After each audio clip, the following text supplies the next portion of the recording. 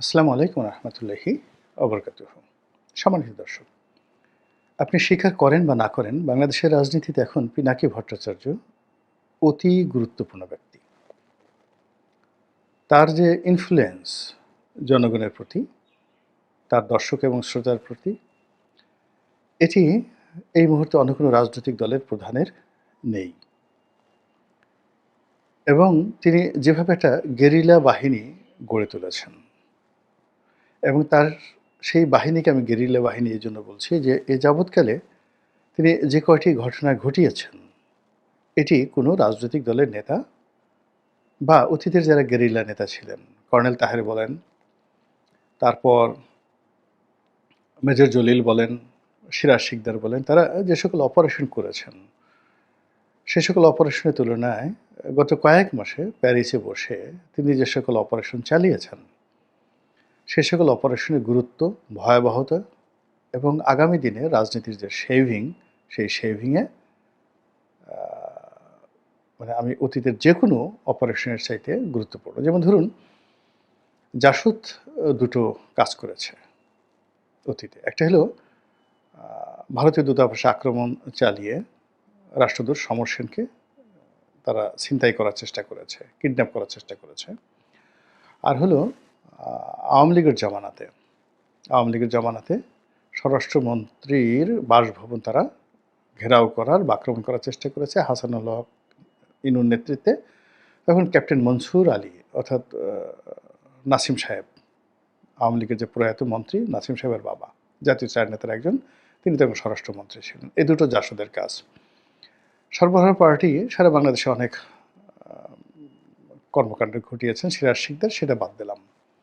Major Jalil অনেক কিছু করার চেষ্টা করেছেন। এখন এই জিনিসগুলোর তুলনায় আপনি যদি ধরেন ৩২ নম্বর ভাঙা, এ চারটিখানি কথা নয়।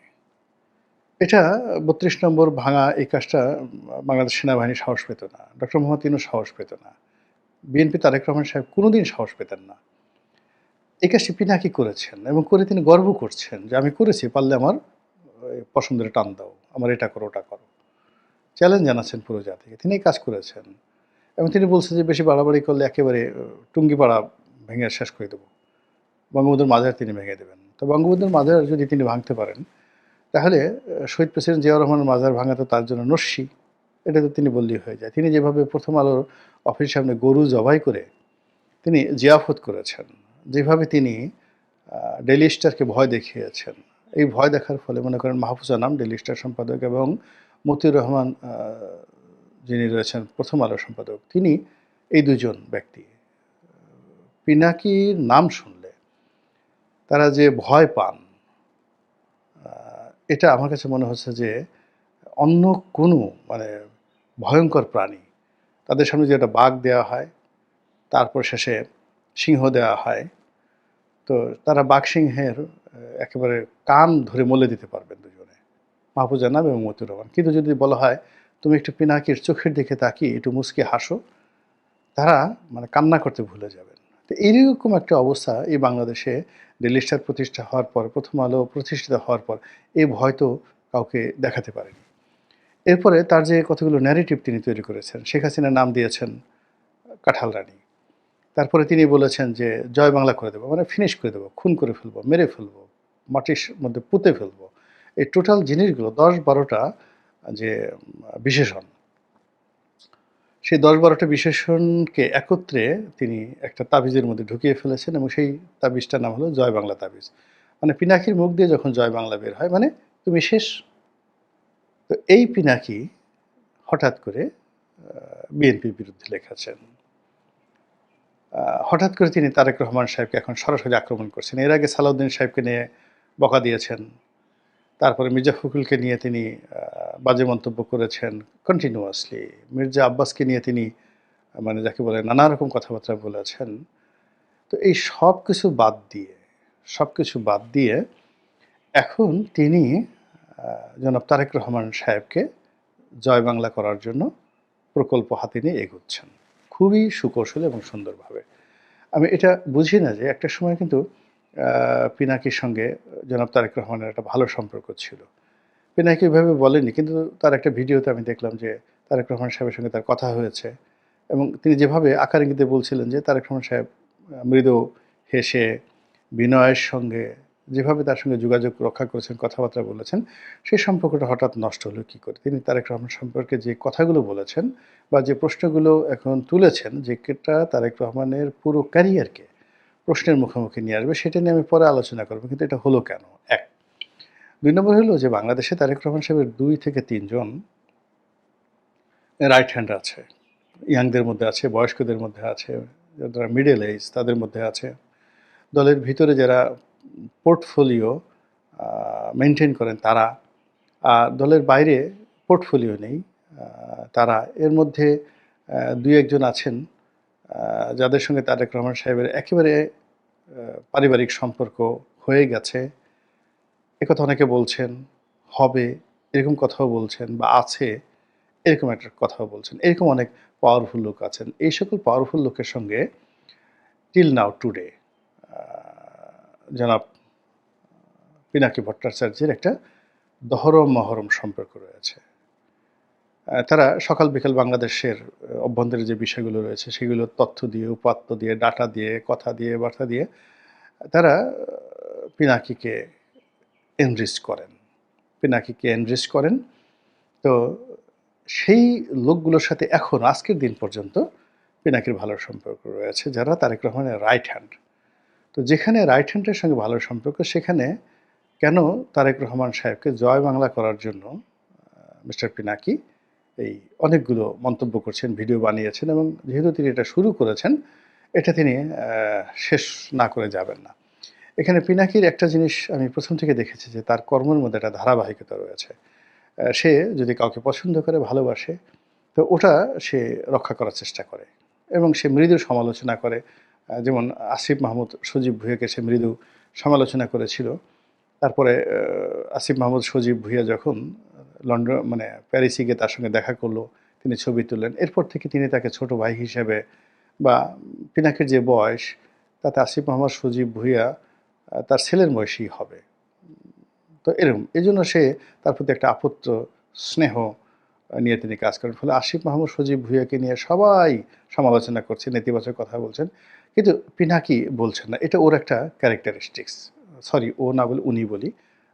তার সঙ্গে মানে আমাদের এইজ অলমোস্ট সেম। ওনার সঙ্গে আমার কখনো ব্যক্তিগতভাবে পরিচয় হয়নি। কিন্তু আমাদের এইজ লেভেল, এডুকেশনের যে ইয়ার অলমোস্ট সেম। তো যার জন্য মানে অনেক সময় ও চলে আসে। কিন্তু যেহেতু তিনি এখন, আমি তো বললাম যে বাংলাদেশের সবচেয়ে ইনফ্লুয়েন্সিয়াল ডিফ্যাক্টো সরকার প্রধান, ডিফ্যাক্টো রাষ্ট্রপ্রধান, যার কথায় সবকিছু হয়, তাকে সম্মান করতেই হবে। কাজেই উনি যে মানে যে সম্পর্কটা মেইনটেইন করেন, সেই সম্পর্কটা তিনি সবসময় সেটা ধরার চেষ্টা করেন। দ্বিতীয়ত বন্ধুবর যে পিনাকি ভট্টাচার্য, ডক্টর পিনাকি ভট্টাচার্য যদি কারো বিরুদ্ধে লাগেন, তো তাকেও তিনি জয় বাংলা না করে তিনি ছাড়েন না। এটা আমি তার মধ্যে দেখেছি। মাঝে মধ্যে দেখা গেল যে একজনের বিরুদ্ধে তিনি একটা কথা বলছেন, তিনি টেলিফোন করে হাউমাউ করে কান্নাকাটি করলেন, মাপ চাইলেন, "আর জীবনে এরকম হবে না গো দাদা। আপনি আমাকে মাফ করে দেন, আমি আর ভুল করব না।" তো কয়েকদিন ক্ষান্ত দেন তিনি। যেটা ডক্টর মোহাম্মদ ইউনূসের ক্ষেত্রে হয়েছে। তার প্রেস সচিবের ব্যাপারে হয়েছে, তার আসিফ নজরুলের ব্যাপারে হয়েছে। কিন্তু আবার দেখা গেল যে আ কোনো কারণে তিনি আবার ভুল ধরতে পারলেন, তিনি আবার গর্জে ওঠেন। তাহলে তার ওই যে ধারাবাহিকতাটা, এটা কিন্তু তার সবসময় রাখেন। অর্থাৎ তিনি যদি কাউকে জয় বাংলা করার সিদ্ধান্ত নিয়ে থাকেন, পরবর্তীতে হাউকাউ, কান্নাকাটি যা কিছু করা হোক না কেন, তিনি তার সেই সিদ্ধান্ত থেকে পেছান না। তো সেদিক থেকে তিনি যে বিএনপির বিরুদ্ধে লেগেছেন, এটা তিনি প্ল্যান করে লেগেছেন। এবং তার একটা মিশন আছে, ভিশন আছে। এবং তিনি যে বিরক্ত হয়েছেন বিএনপির প্রতি, আ এটির যথেষ্ট কারণ তার কাছে না থাকলে তিনি বিএনপির বিরুদ্ধে কাজ করতেন না। তো তিনি বিএনপির বিরুদ্ধে বলছেন, তার আগে বিএনপিকে হেয় করার জন্য ইতিমধ্যে সালাউদ্দিন সাহেব, মির্জা ফখরুল থেকে শুরু করে অন্যান্য যে সকল শীর্ষ নেতা রয়েছেন, তাদেরকে ইতিমধ্যে প্রায় তিনি সেমি জয় বাংলা করে ফেলে দিয়েছেন। এখন বাকি রয়েছে জনাব তারেক রহমান সাহেব। এখন তারেক রহমান সাহেবকে নিয়ে তিনি প্রশ্ন করেছেন, তার লেখাপড়া কি? একটা নেতার তো লেখাপড়া লাগবে। তো তিনি এই যে ইংরেজিতে বিভিন্ন স্লোগান দেন তারেক রহমান সাহেব, তারপরে বিভিন্ন রকম কথাবার্তা বলেন। তার যদি নিজের ভান্ডারে কিছু না থাকে, লেখাপড়া না থাকে, তাহলে অন্য মানুষের শিখিয়ে দেওয়া বক্তব্য যখন তিনি বলতে যান, তখন সেই ব্যক্তি যদি রাষ্ট্র ক্ষমতায় বসেন তখন তো তার কান চালাবে একজন, নাক চালাবে একজন, ঠোঁট চালাবে একজন, হাত চালাবে একজন। মানে তিনি একটা পুতুলে পরিণত হবেন এবং এটা তো একটা জাতির জন্য একটা ভয়াবহ অবস্থা হবে। নিজের ভান্ডারে তো থাকতে হবে। আর নিজের ভান্ডারে কোনো কিছু রাখার জন্য সঞ্চয় রাখার জন্য তাকে তো একটা এডুকেশন থাকতে হবে। সেটা সম্রাট আকবরের মতো প্রাকৃতিক এডুকেশন থাকতে হবে। অর্থাৎ he must be a brilliant, by born brilliant person. তো সেই ব্রিলিয়ান্ট তো তার কর্মে থাকতে হবে। সেকেন্ডলি হলো তার একটা প্রাতিষ্ঠানিক যোগ্যতা থাকতে হবে, লেখাপড়া থাকতে হবে। সেই জিনিসগুলো কি? এই কথাগুলো পিনাকি হঠাৎ করে এই সময় সামনে আনলেন কেন? এটা তো শেখ হাসিনা কখনো আনেননি, কেউ আনেননি। আমরাও কেউ কখনো এই বিষয় নিয়ে কল্পনাও করিনি। আর এটা এত স্পর্শকাতর, আমরা তো যারা বিএনপির সমর্থক আমরা বলার চেষ্টা করছি যে তিনি বাংলাদেশে গেছেন, লন্ডনে গেছেন। নিঃসন্দেহে তিনি ইতিমধ্যে ২-৪টে পিএইচডি করেছেন। তিনি অক্সফোর্ডে গিয়েছেন। অনেক বড়, বড় স্কলারদের সাথে তিনি বৈঠক করেছেন। তার মেয়ে ব্যারিস্টার, তার স্ত্রী ডাক্তার। তো কন্যা যেখানে ব্যারিস্টার, স্ত্রী যেখানে ডাক্তার, তো সেখানে তিনি না চাইলেও তো সেখানে একটা এডুকেশন হয়ে যায়। তো এখানে যখন আমরা এই ধরনের প্রচার প্রপাগান্ডা চালাচ্ছি তখন একেবারে পিনাকি যে সরাসরি তার এডুকেশনে যখন প্রশ্ন করছেন, এটা খুবই অ্যালার্মিং। দ্বিতীয়ত যেটি তাকে শেষ করে দেবে সেটি হলো পুরুষের সবচেয়ে বেশি অলংকার, সৌন্দর্য হলো তার হালাল রোজগার। এটা পুরুষের যদি প্রফেশন না থাকে, আয় রোজগারের কোনো ওয়ে না থাকে এবং হালাল রোজগার না থাকে, তাকে আপনি সোনা দিয়ে, গহনা দিয়ে, হীরা, মণি, মুক্তা, জহরত দিয়ে যত কিছু করেন না কেন, তার সৌন্দর্য বিকশিত হবে না। তিনি কক্ষনো সম্মানিত হবেন না। তো কাজেই রাজনীতি করতে চান, সিংহাসনে বসতে চান, সম্মান পেতে চান, তার আগে আপনার রিজিকটা হালাল হতে হবে এবং নিজস্ব একটা আয় রোজগার থাকতে হবে। অথবা একেবারে খাস বাংলায় বলতে হবে যে আমার কিচ্ছু নেই, আমি মানুষের টাকায় চলি। বঙ্গবন্ধু শেখ মুজিবুর রহমানের মতো। আমি এই যে পার্ট টাইম ইন্স্যুরেন্সের দালালি করেছি। মানে তিনি আসলে একটা ইন্স্যুরেন্স কোম্পানির ম্যানেজার ছিলেন। তো ওই ইন্স্যুরেন্স কোম্পানি পাকিস্তান জামানাতে তাকে ম্যানেজার বসিয়েছিল মূলত এই কারণে যে তার তখন একটা রাজনৈতিক ক্ষমতা ছিল। তারপরেও তিনি কিন্তু তার সেই ব্রাঞ্চটাকে লাভজনক রেখেছিলেন। আপনারা সেই ইন্স্যুরেন্স কোম্পানির ডাটা নিয়ে দেখবেন যে বঙ্গবন্ধু যে শাখার ম্যানেজার ছিলেন, তো সেই শাখাটা নিয়মিত বঙ্গবন্ধু মার্কেটিং করতেন, বিভিন্ন ব্যাংকে যাইতেন, ব্যাংকের এমডি থেকে শুরু করে কেরানি, মানে যাদের কাছে কাজ ছিল সবাইকে তিনি রিকোয়েস্ট করতেন এবং সেখানে তিনি নিয়মিত তার ব্রাঞ্চটিকে লাভজনক করে তারপর নিজের বেতন নিতেন। ফলে কি হলো, আপনি শেখ মুজিবের সব কিছুর ঊর্ধ্বে সে অন্যকে নিয়ে প্রশ্ন করতে পারতো যে সব চোরের দল, সব চাটার দল। তো এই কথাটা তিনি বলতে পারতেন বিকজ তার রিজিকের দুটো বিষয় ছিল। তিনি নিজে পরিশ্রম করেছেন, উপার্জন করেছেন, টাকা উপার্জন করেছেন, এটা দিয়ে সংসার চালিয়েছেন। আর দল চালানোর জন্য তিনি ২ হাতে মানুষের কাছে টাকা নিয়েছেন। আমাকে একজন বলল যে, টাকা নাই, টাকা নাই, টাকা নাই।" তিনি এক বাসায় গেলেন টাকার জন্য। টাকার জন্য গেল। তা ওই যার কাছে গেছেন সে বলতেছে যে, "না ভাই, লিডার টাকা-টুকা নাই।" তখন তার বউরে ডাকলেন। বলল যে, "তুই আমার সঙ্গে মিথ্যা কথা বলতে পারিস, তোর বউ মিথ্যা কথা বলতে পারবে না। আচ্ছা বৌমা দাও তো, তোমার চাবিটা দাও।" তখন সে মুচকি হেসে দিয়ে সে আলমারির চাবি দিয়ে দিয়েছে। সে আলমারি বঙ্গবন্ধু খুললেন, খুলে সেখানে কিছু টাকা পেলেন। টাকা পেয়ে অর্ধেক বললেন যে, "এটা তোর সংসার খরচের জন্য, বাকিটা আমি নিয়ে গেলাম।" মানে দ্যাট ওয়াজ দ্য, এটা একেবারে 100% সত্য এবং বাস্তব একটা ঘটনা।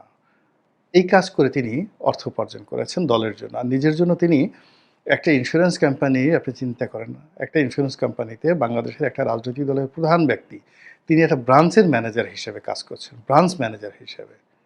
তো ফলে কি হলো, তিনি বুক ফুলিয়ে নিজের সততা নিয়ে কথা বলতে পেরেছেন। শেখ হাসিনার একই অবস্থা। আমি ছাড়া তো আসলে এই দলে কাউকে সৎ দেখি না। তো শেখ হাসিনা এখানে এসে আলম বলেন, যা কিছু বলেন, এই কথা তিনি বলতে পেরেছেন। বেগম জিয়াও তার সততা নিয়ে, তাকে কেন্দ্র করে অনেকে ফালুর টাকা হয়েছে, তাকে কেন্দ্র করে হারিছ চৌধুরীর টাকা হয়েছে, তাকে কেন্দ্র করে অনেক মানুষের টাকা হয়েছে। কিন্তু তিনি কারো কাছ থেকে ঘুষ নিয়েছেন, দুর্নীতি নিয়েছেন, এটা শয়তানও বলতে পারবে না। তো এই যে রাজনীতিবিদদের যে সততা, এই সততা তার রিজিকের ব্যাপারে তাকে অনেস্ট হতে হবে। জিয়াউর রহমানের সততা তো রীতিমতো কিংবদন্তি। তো সেক্ষেত্রে তারেক রহমান সাহেবের সেই যে পৌরুষ, যেটা অর্থের সঙ্গে সম্পৃক্ত, সেই জায়গাটাতে টান দিয়েছে পিনাকি। আপনি টাকা পান কোথায়? লন্ডনে আপনার থাকতে যে এলাকায় থাকেন, কিংস্টন এলাকায় থাকেন, এই এলাকাতে থাকতে, খেতে বাংলাদেশি টাকায় একেবারে কিচ্ছু না হলেও একটা মানুষের মাসে ২৫ লাখ টাকা খরচ আছে। এই ২৫ লাখ টাকা আপনার এতদিন যাবৎ কোথা থেকে আসছেন, কি আসছেন, এই প্রশ্নগুলি তিনি করেছেন। তার এডুকেশন নিয়ে প্রশ্ন করেছেন এবং এগুলো তিনি প্রকাশ করতে বলতেছেন এখন। এবং এটা নিয়ে বিএনপি কি বলবে বলেন তো? এটার জবাব বিএনপি কি দিবে? এবং এটা যত বেশি escape করবে, ততই বেশি এই পিনাকির এই কথা জামাত, বিএনপি, এনসিপি, নাসিরউদ্দিন পাটোয়ারি তারা বলতেই থাকবে। ফলে কি হচ্ছে? এই যে সামনে যে আমরা নির্বাচন, সোনার পাথরবাটি কিংবা সামনে সেটি হলো এবার ডক্টর মোহাম্মদ ইউনূস তারিখ ঘোষণা করবেন। নির্বাচনের তারিখ ঘোষণা করবেন। কিংবা নির্বাচনের রোড ম্যাপ দিবেন। আপনারা জানেন যে গত ১টি বছর ধরে কেবলই মাত্র এই নির্বাচনকে কেন্দ্র করে রাজনৈতিক দল সরকারের মধ্যে যে সকল বাহাস হচ্ছে, যে সকল কূটনীতি হচ্ছে এবং এক পক্ষ অপর পক্ষকে ঠকানোর জন্যে, অপর পক্ষের উপর আধিপত্য স্থাপন করার জন্যে কিংবা ধরুন এক পক্ষ অপর পক্ষের সঙ্গে কূটনীতি করার জন্যে যে সকল কৌশল অবলম্বন করেছেন এবং যে সকল কর্মকাণ্ড চালিয়েছেন প্রকাশ্যে এবং অপ্রকাশ্যে, তা এই জুলাই মাসে এসে সবার জন্য বুমেরাং হয়ে পড়েছে।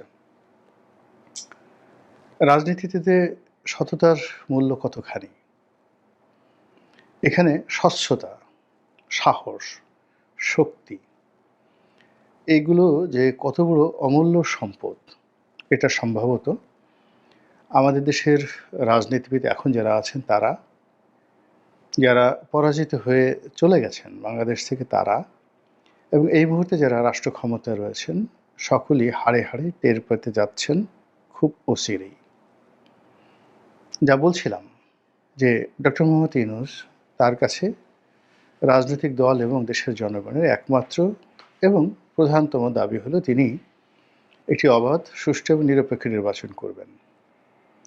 আর ডক্টর মোহাম্মদ ইউনূস এবং তার যারা সঙ্গী সাথী, তাদের আচার আচরণ, চাল চলন, কথাবার্তা সব কিছুতে যে জিনিসটি ফুটে উঠেছে যে তারা বাংলাদেশে এরকম কিছু পরিবর্তন আনবেন যেগুলো কিয়ামত পর্যন্ত তাদেরকে অমর করে রাখবে বাংলার মাটিতে। সংবিধান সংশোধন করবেন অথবা নতুন লিখবেন।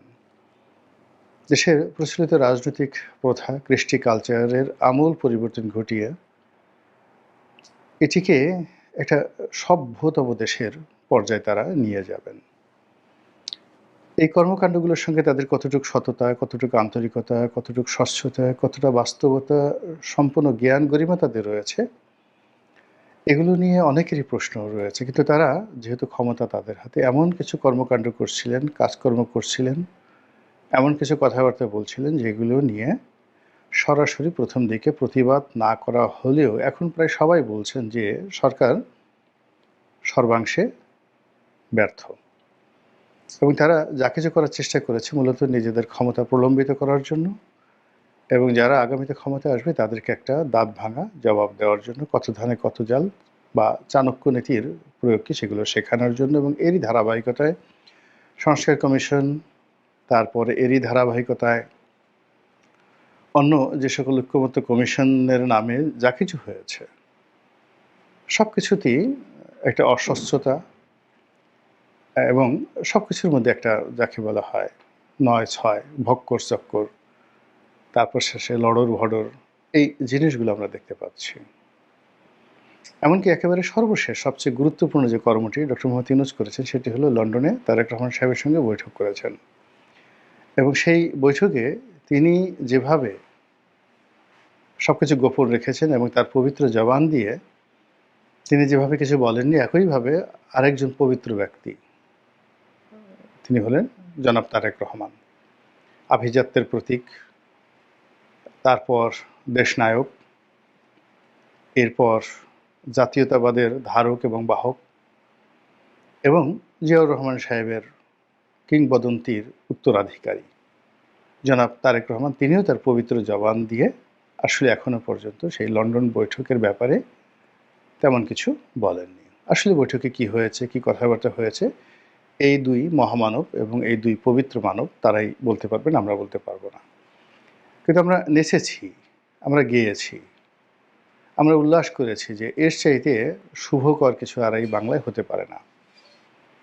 যেভাবে দ্বিতীয় বিশ্বযুদ্ধের পর স্ট্যালিন, উইনস্টন চার্চিল, জেনারেল আইসেনহাওয়ার এবং ফ্রান্সের দ্য গল, তারা যখন একত্রে বৈঠক করেছিলেন, ওটা দ্বিতীয় বিশ্বযুদ্ধোত্তর বা দ্বিতীয় বিশ্বযুদ্ধ সময়কালীন যে ইতিহাস, সেখানে যেভাবে স্বর্ণাক্ষরে লিখিত রয়েছে, একইভাবে এই বাংলায় হাজার বছরের ইতিহাসে ডক্টর মোহাম্মদ ইউনূস এবং তারেক রহমান সাহেবের যে বৈঠকটি, ওটি ওভাবেই একটা গুরুত্বপূর্ণ বৈঠক, মানে একটা ম্যাগনা কার্টার মতো।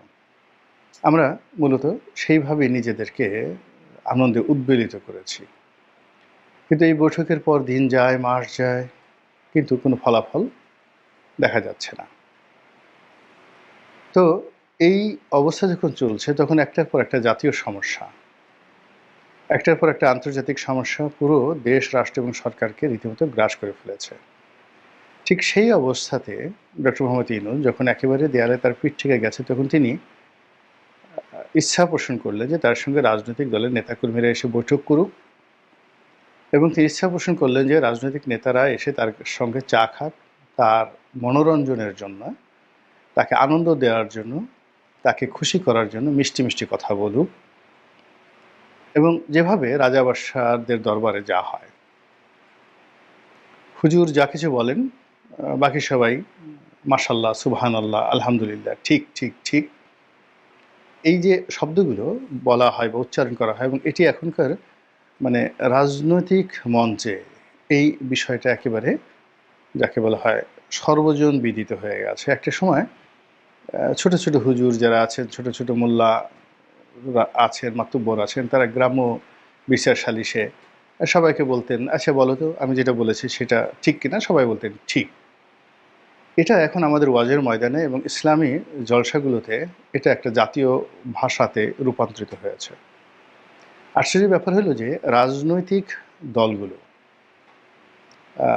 এই রাজনৈতিক দলগুলোতেও এখন এই যাকে বলা হয় এই ঠিক ঠিক এটার যে ভাইরাস, এটা আক্রান্ত হয়ে পড়েছে। আওয়ামী লীগের মধ্যে এই ঠিক ঠিক সুযোগটি শেষ পর্যন্ত তারা ব্যবহার করতে পারেনি, কিন্তু বিএনপির অনেক যারা নেতৃবৃন্দ রয়েছেন তারা এখন এই ঠিক ঠিক শব্দের সঙ্গে গলা মিলাচ্ছেন। তো এইরকম ঠিক ঠিক ধুয়ো ধ্বনি শোনার জন্যে ডক্টর মোহাম্মদ ইউনূসের মধ্যে যে উদ্গ্রীবতা দেখা দিয়েছিল, সেটির একটা পরাকাষ্ঠা তিনি দেখালেন, এবং রাজনৈতিক দলগুলো হুড় হুড় করে তার কাছে গেলেন, তার দরবারে হাজির হয়ে তাকে অনুপ্রেরণা যোগালেন, তাকে শক্তি যোগালেন, এবং তারই মধ্যে একটি রাজনৈতিক দলের প্রধান। তো তার কাছে ডক্টর মোহাম্মদ ইউনূস মনের কিছু কথা বললেন। ডক্টর মোহাম্মদ ইউনূস নিজ পবিত্র জমারে ওই লোকের মাধ্যমে বলেছেন, আর ওই লোক এসে জাতির সামনে বলেছেন যে ডক্টর মোহাম্মদ ইউনূস আগামী 4-5 দিনের মধ্যে, অর্থাৎ আমি যখন বললো আজ এই ভিডিও করছি তার 3-4 দিন আগে তিনি এই কথা বলেছেন যে তিনি জাতির সামনে নির্বাচনের একটা রোডম্যাপ বা তারিখ ঘোষণা করবেন। ব্যাস, এখন আমরা সবাই মিলে খুশিতে উদ্বেলিত যে আহা, আকাশে বাতাসে এসেছে, সুসংবাদ আর হতে পারে না।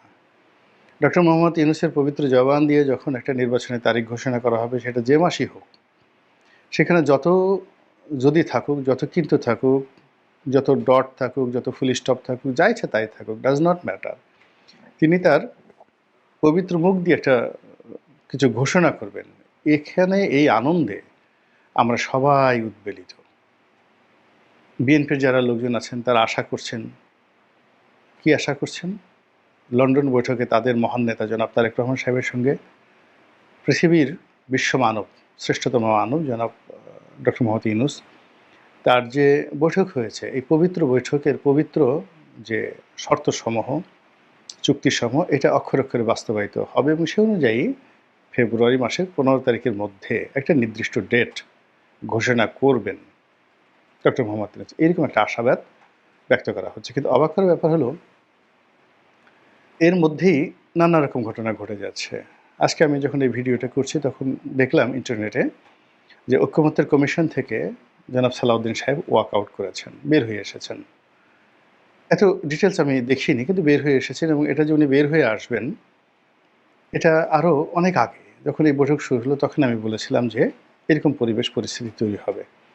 এটি উনি বের হয়ে এলেন। এর আগে সিপিবি রুহিন হোসেন প্রিন্স তারা বের হওয়ার চেষ্টা করেছেন।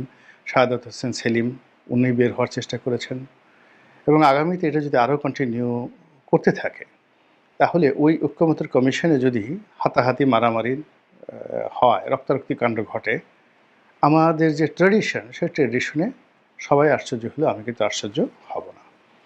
তো এনিওয়ে উনি কবে ঘোষণা করবেন আর আমার এই ভিডিওটি কবে প্রচারিত হবে আমি জানি না। তবে যেটি হচ্ছে যে আমার কাছে অতীতের যে ইতিহাস, ডক্টর মোহাম্মদ ইউনূসের ইতিহাস, সেই ইতিহাস দেখে আমার কাছে মনে হচ্ছে না এখানে আশাবাদ ব্যক্ত করার মতো বা আশাবাদী হওয়ার মতো কোনো ঘটনা ঘটতে পারে বা ঘটবে। অবস্থার দৃষ্টি মনে হচ্ছে যে বিএনপিকে কেন্দ্র করে সর্বমহলে যে চক্রান্ত চলছে, তারেক রহমান সাহেবকে ছোট করার জন্য, তাকে আর ইমেজ ক্ষুণ্ণ করার জন্য, তার আয় রোজগার, তার শিক্ষা দীক্ষা, তার ব্যক্তিগত জীবন, তার মেয়ের জীবন, তার স্ত্রীর জীবন, তার সকল বিষয়াদি নিয়ে যেভাবে টানা হেঁচড়া করা হচ্ছে এবং বিএনপির যে সকল বিরোধী পক্ষ এবং তাদের হাতে যে সকল ওয়ার মেশিনারিজ রয়েছে, মানে আমরা যে এখন ইন্টারনেটে যে যুদ্ধ করছি, সেই যুদ্ধের যে মেশিনারিজগুলো রয়েছে প্রায় সব মেশিনগুলোতে বিএনপি নেতাদের খিস্তি খেউর করে যে সকল বক্তব্য দেওয়া হচ্ছে এবং এর দ্বারা মানুষ কিন্তু ইনফ্লুয়েন্স হচ্ছে। এবং এর মধ্যে যদি নির্বাচনের ডেট ঘোষণা করা হয় এবং সেটা যদি নভেম্বর মাসে ঘোষণা করা হয়, বিএনপির ক্ষতি হবে, ভীষণ রকম ক্ষতি হবে। এবং বিএনপির মধ্যে যদি ধরো একেবারে অক্টোবর মাসে নির্বাচন ঘোষণা করা হয়, তাহলে এই প্রার্থিতা নিয়ে, তারপরে সে এলাকার আধিপত্য নিয়ে যে মারামারি কাটাকাটি হবে, এতে বিএনপির মহা সর্বনাশ হয়ে যাবে। আর যদি লাভ কিছু হয়ে থাকে তাহলে সেটা এনসিপির হবে, জামাতের হবে। এখন বিএনপির এই আশাবাদ এবং আমার তার কতিপয় আচরণ সারা দেশে বিতর্কের ঝড় তুলেছে এবং তিনি যা কিছু করছেন সেটি নিয়ে যেভাবে সমালোচনা হচ্ছে ঘরের ভিতর এবং বাইরে, যেটি গত 10-11 মাসে হয়নি। অনেকে তার সঙ্গে বৈঠক করতে গিয়ে তাকে সরাসরি টিটকারি করছেন, তাকে নানা রকম প্রশ্ন করছেন এবং নানা রকম বিব্রতকর পরিবেশ পরিস্থিতির মধ্যে তাকে ফেলে দিচ্ছেন। এবং রাজনৈতিক দলগুলো যারা প্রথম থেকেই তার অনুগ্রহ চাচ্ছিল, তার সঙ্গে একটি সুসম্পর্ক স্থাপন করতে চাচ্ছিল, তো সে সকল রাজনৈতিক দলের নেতৃবৃন্দ ইদানিং তারা বলা শুরু করেছেন যে আপনাদের কি হয়েছে, অর্থাৎ ডক্টর মোহাম্মদ ইউনূসের সরকারের কি হয়েছে।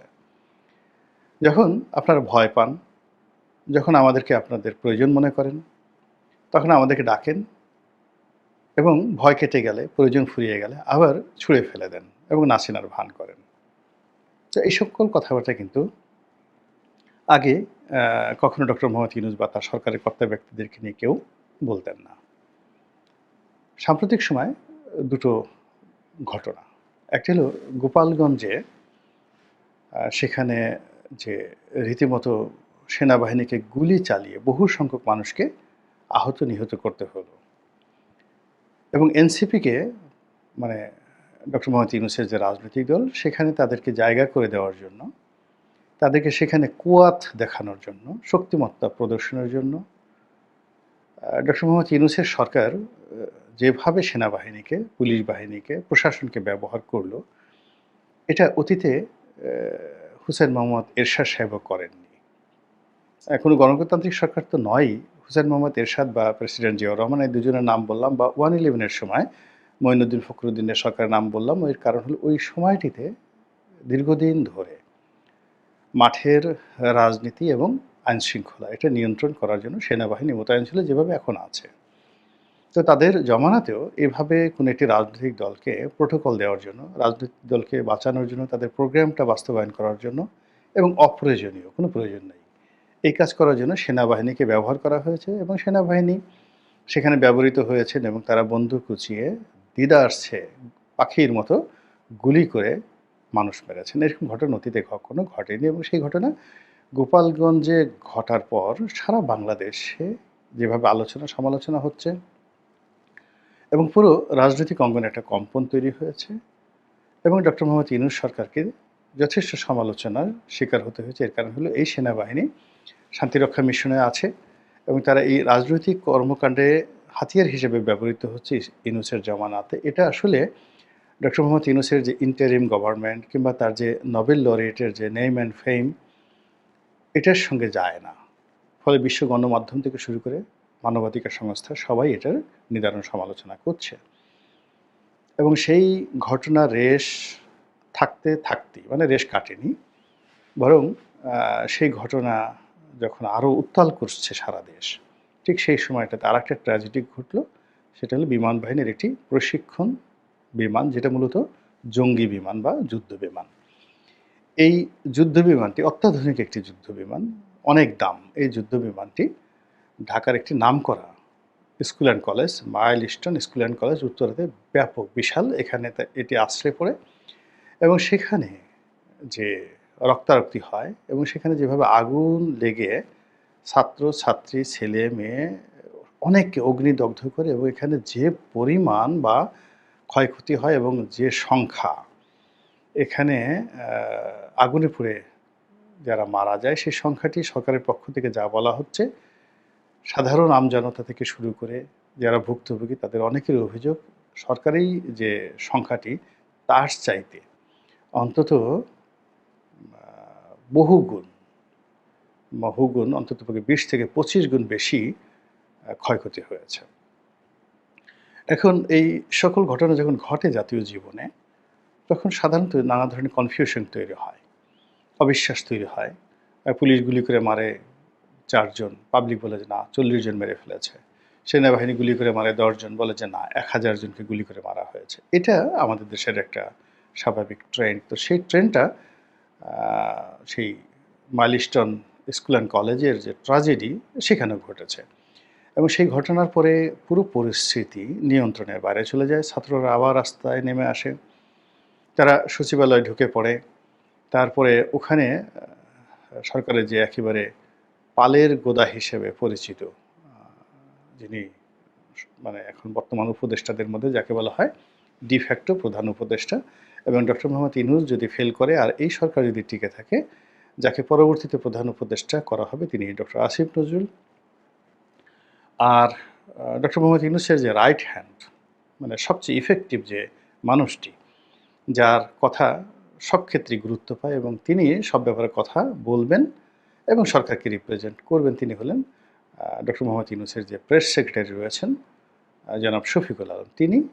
এবং সঙ্গতি কারণে এটি একটি শিক্ষা প্রতিষ্ঠান, এখানে যেহেতু দুর্ঘটনা ঘটেছে, শিক্ষা উপদেষ্টা এই 3 জন ব্যক্তি যখন মাইলস্টোন স্কুল অ্যান্ড কলেজে গেলেন, তখন তাদেরকে 2 দফা মবের শিকার হতে হলো। প্রথম দফায় তাদেরকে আটকে রাখা হলো, গালাগালি করা হলো অকথ্য ভাষায়। তারপরে যখন তাদের সঙ্গে যারা ওখানে তাদেরকে ঘেরাও করেছিল তাদের একটা সমঝোতা হলো, তারা দাবি মেনে নিল, তখন তারা বের হয়ে আসার চেষ্টা করলেন। কিন্তু উত্তেজিত জনতা আবার তাদের প্রতি হামলে পড়ার চেষ্টা করলো, তখন তারা প্রাণ ভয়ে আবার গিয়ে আশ্রয় নিলেন, নিরাপদ আশ্রয়। এবং সেখানে আইনশৃঙ্খলা রক্ষাকারী বাহিনী তাদেরকে সর্বোচ্চ প্রোটেকশন দেওয়ার পরও 9 ঘন্টা তারা অবরুদ্ধ থেকেছেন, সারাটা দিন। এবং আপনি তো বুঝতে পারেন যে একটা রুমের মধ্যে আপনি আছেন, বাইরে হাজার হাজার মানুষ আপনাকে গালাগাল দিচ্ছে, বের হ, মারবো, কাটবো, খেয়ে ফেলবো, পাড়িয়ে মারবো, তুই রাজাকার, ইত্যাদি ইত্যাদি, তোর কি, তোর খামছি দেবো, কামড় দেবো, মানে রাগ হলে মানুষ যা হয় পাড়ায় মেরে ফেলবো, হ্যাঁ, পেট ফাটাই ফেলবো, বুড়ি হয়েছে ইত্যা করে ফেলবো, এই সমস্ত কথাবার্তা তো সাধারণত আমাদের দেশে ঝগড়াঝাটিতে বলে, ওখানে বলেছেন কিনা আমি জানি না, কিন্তু বাইরে তাদের বিরুদ্ধে অনেক স্লোগান হচ্ছিল। সেই স্লোগানের মধ্যে তারা যে 9 ঘন্টা ছিল, এক একজনের রীতিমতো জীবন্ত লাশ হয়ে গেছেন, সবার মুখ কালো হয়ে গেছে, তাদের যদি ডায়াবেটিস থেকে থাকে ডায়াবেটিসের মাত্রা বেড়ে গেছে, অনেকের মানে শার্ট প্যান্ট এগুলো সব এলোমেলো হয়ে গিয়েছিল। তো সেখান থেকে যা হোক আইনশৃঙ্খলা রক্ষাকারী বাহিনীকে পুলিশ করেছে না সেনাবাহিনী করেছে আমি বলতে পারবো না, তাদেরকে উদ্ধার করা হয়। তো তাদেরকে উদ্ধার করে আনার পরেও পরিস্থিতি কিন্তু সামাল দেওয়া যাচ্ছিল না।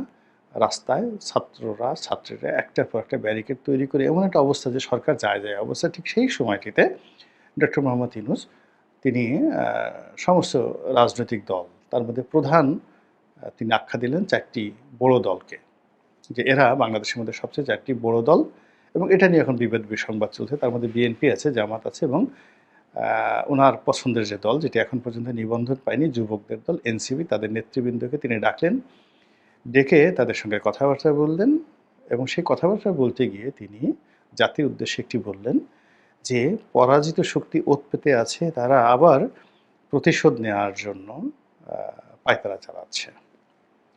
এখন বক্তব্যটা হলো যে এই জিনিসটি বুঝতে ওনার কেন 11 মাস সময় লাগলো। এটা তো আমরা প্রথম দিনই বুঝেছি, যেই দিন শেখ হাসিনা চলে গেছে, আগস্ট মাসের 5 তারিখ 2024 সন। তিনি তো সেই দিন কখন গিয়ে দিল্লিতে পৌঁছেছেন আমি জানি না।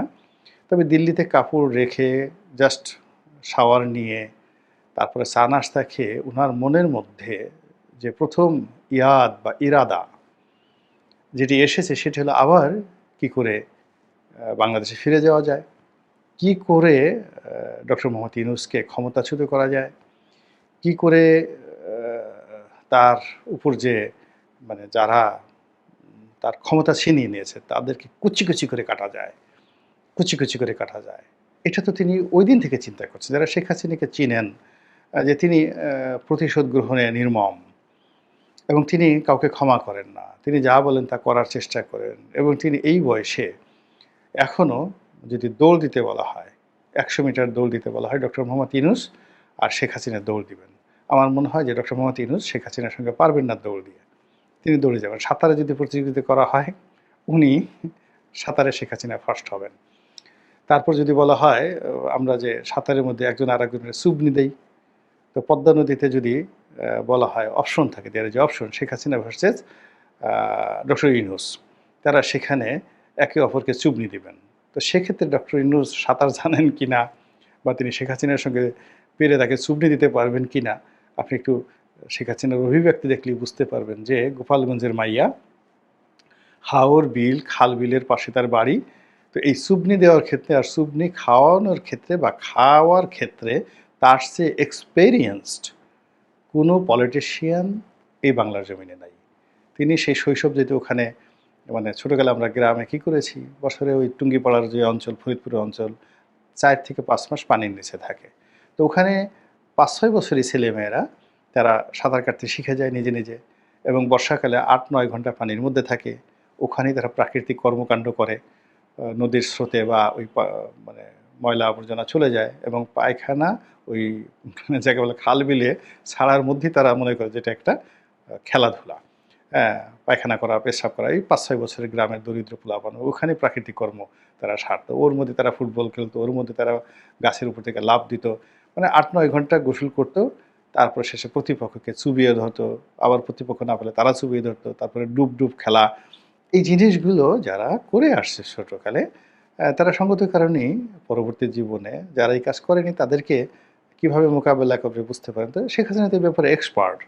এক্সপার্ট হওয়ার পরে তিনি ওই ছোটোকালে তার প্রতিপক্ষকে যেভাবে নাস্তানাবুদ করেছেন, পরবর্তীতে যখন তার ক্ষমতা হয়েছে বড় বড় লোককে তিনি নাস্তানাবুদ করেছেন, সবার জীবনকে তিনি হারাম করে দিয়েছেন।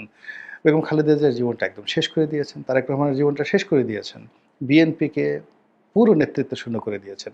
তো এই যে অভিজ্ঞতাটা, এটা তো এখন পর্যন্ত তার স্মৃতিভ্রম ঘটেনি। তার সে যে অভিজ্ঞতা সেটা এখনও আছে।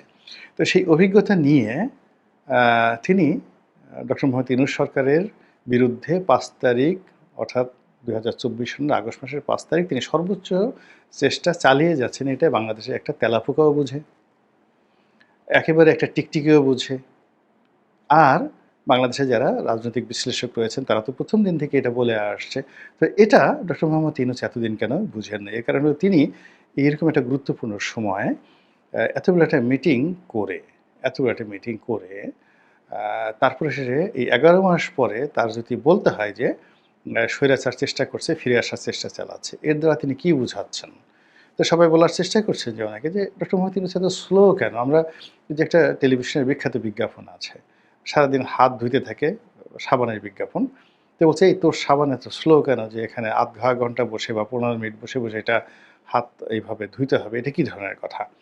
তো এরকম উনি এত স্লো কেন? সেই স্লো আসল জিনিসটি তিনি বুঝেন, কিন্তু অনেক অনেক পরে। যেভাবে আমরা এখন বলে আসছি যে তিনি যে সংস্কার করার চেষ্টা করছেন, এসব সকল সংস্কার কিচ্ছু দরকার নাই। এটাও তিনি বুঝবেন যে এটার দরকার নেই। ২ নম্বর হলো যে এই সকল সংস্কার তিনি করতে পারবেন না। একটাও করতে পারবেন না। আর তিনি এগুলো যদি করেও যান, পরবর্তী সরকার যারা আসবে, ওরা তাদের মতো করে করবে। ওরা ডক্টর ইউনূসের করে দেওয়া যে সমস্ত কাগজপত্র, পেপার, এইগুলো তারা ছুঁড়ে শুধু ফেলে দেবে না। এগুলোর হিসাব নেবে যে এরকম পেপার তৈরি করতে কয় টাকা খরচ গেছে, কিনতে কয় টাকা খরচ গেছে এবং আ এইগুলোর পেছনে এই বৈঠক-টৈঠক করতে যে টাকা-পয়সা খরচ গেছে, খাওয়া-দাওয়া হয়েছে, খানা-পিনা হয়েছে, বেতন ভাতা দেওয়া হয়েছে, এগুলো তারা কড়াই গণটায় আগামী সরকার এই এখন যারা দাপট দেখাচ্ছে তাদের কাছ থেকে আদায় করবে। এটি হলো নরমাল। এই কথাগুলো কিন্তু আমরা সেই ১ম যেদিন শুরু করছে সেদিন থেকেই বলে আসছি। নির্বাচন নিয়ে স্থানীয় সরকার আগে, জাতীয় নির্বাচন আগে এগুলো নিয়ে আমরা ১ম বলছি যে এই সমস্ত যাকে বলা হয় ভক্কি-চক্কি, আমরা আঞ্চলিক ভাষায় বলি ভক্কি-চক্কি। তো এই সকল নয়-ছয় করা, ভক্কি-চক্কি করা বা এই সকল গন্ডগোল করা বা এই সকল ফাঁকি দেওয়া কথাবার্তাগুলো এগুলো এখন আর আ চলবে না।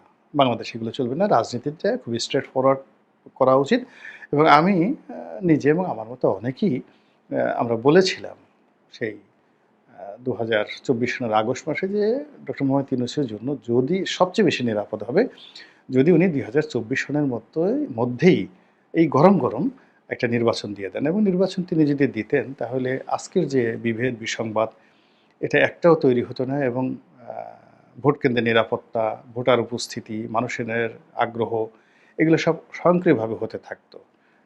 এখন যেভাবে সিল পিটানোর কথা আসছে, ভোট কেন্দ্র দখলের কথা আসছে, আইনশৃঙ্খলার কথা আসছে, এটা ২০০০ যাকে বলা হয় ২৪ সনের নভেম্বর, ডিসেম্বর এটা মানুষের মাথায় আসতো না। ২ নম্বর হলো যে এখানে যার যেভাবে যতটুকু জনপ্রিয়তা ছিল, এটা ওভার রেটিং হতো না, লোয়ার রেটিংও হতো না। আর আওয়ামী লীগকে নিয়ে যে ভয়টা ছিল, সেই ভয়টা আওয়ামী লীগের কোনো প্রার্থী মানে নির্বাচনে আসতেই তারা সুযোগ পেত না এবং আওয়ামী লীগ নির্বাচনে আসা উচিত, আনা উচিত, তাদেরকে সুযোগ দেওয়া উচিত, এই ধরনের কথাবার্তাই হতো না। কিন্তু ১১ মাস পরে এখন কি হলো? এখন সবাই আওয়ামী লীগের কথা বলছে, শেখ হাসিনাকে ফেরত আনার কথা বলছে। এখন আওয়ামী লীগের ছাড়া নির্বাচন হবে না। আওয়ামী লীগের লোক এখানে যায়, ওখানে যায়, এখানে বোমাবাজি করে, ওখানে করে, এই শিবিরের মধ্যে ঢুকে যায়, জামাতের মধ্যে ঢুকে যায়, বিএনপির মধ্যে ঢুকে যায়, সরকারের এনসিপির মধ্যে ঢুকে যায়। এই কথাগুলো কিন্তু যাকে বলা হয় ২০২৪ সনের নভেম্বর, ডিসেম্বরে একেবারেই আ অপ্রাসঙ্গিক ছিল। এটা চিন্তাও কেউ করেনি। তখন যদি উনি এই নির্বাচনটা দিতেন, দেওয়ার পরে যে সরকার আসতো তারা তাকে মাথায় করে রাখত। তারা তাকে রাষ্ট্রপতি বানাতো এবং তিনি রাষ্ট্রপতি না হলেও এই একটা ভালো কাজ করার কারণে তার যে গ্রহণযোগ্যতা থাকতো এবং তিনি যে পলিটিক্যাল পার্টি তার ভিতরে যে খায়েশ রয়েছে করার, তিনি যদি সেটা করতে চাইতেন। এনসিপিতে এখন যারা নেতৃবৃন্দ রয়েছেন তখন তারা যে জনগণের শ্রদ্ধা, ভালোবাসা, জুলাই আগস্ট বিপ্লবী বীর হিসেবে যে সম্মানটা পেতেন যেটা এখন পুরো বুমেরাং হয়ে গেছে। তো সেই কারণে আ অনেকে বলার চেষ্টা করছেন যে ডক্টর মোহাম্মদ ইউনূস এত স্লো কেন? এবং এই তার যে স্লো, এই স্লোর কারণে আগামীতে যে নির্বাচন, সেই নির্বাচনটিও কিন্তু এখন স্লো হয়ে গেছে। তার যে প্রত্যাবর্তন, তিনি যেখানে ফিরে যেতে চান গ্রামীণ ব্যাংকে, এটাও এখন স্লো হয়ে গেছে। তিনি যে স্বাভাবিক জীবনে ফিরে যাবেন, সেটাও স্লো হয়ে গেছে। এখন এই স্লোর জন্য কি শেখ হাসিনা দায়ী? ফ্যাসিবাদী সরকার, সাবেক সরকার দায়ী? বিএনপি তারেক রহমান দায়ী নাকি জামাতের আমির দায়ী? তো এগুলো নিয়ে মানুষ এখন ট্রল করার চেষ্টা করছে এবং সেই ট্রল করার প্রেক্ষিতেই কিন্তু ডক্টর মোহাম্মদ ইউনূস তার মতো একজন সম্মানিত ব্যক্তি ১১ মাস আগে যার সম্মান মর্যাদা নিয়ে মানে কোনো টুশব্দ ছিল না। মাত্র ২ জন লোক। শেখ হাসিনা মনে প্রাণে বিশ্বাস করতেন যে এই লোকটা ভালো না। আরেকটা লোক ছিলেন শেখ হাসিনার প্রেস সচিব নাঈমুল ইসলাম খান।